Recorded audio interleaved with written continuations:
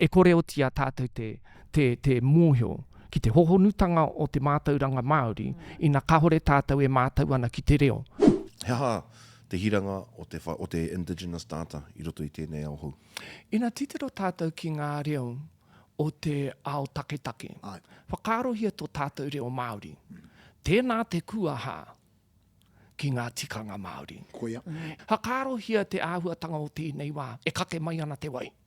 E rereke ana te āhua katoa o tēnei ao. Ka mutu ina whakaro tātou ki ngā mea kua mauria e ngā mātua tūpuna i roto i ngā tau aua rautaki.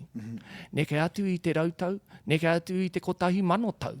E nā kaupapa e tukua atu ana ki ngā reanga kua piki ake, kua piki ake, kua piki ake. No rere mea na koe me whakamahi e tātou e rā mātauranga Māori hei whakapakari i te AI. E mea nā hau, ka tae e tātou te whakamahi i te AI. Hei whakatūturu i ētahi o aua rautaki i roto i ngā kaupapa e hāpai ngiana i te ao. Koia a hau e mea ana, e ora i te reo, e ora i te ao. E kore o tia tātou te mōhio ki te hohonutanga o te mātauranga Māori, ina kahore tātou e mātau ana ki te reo.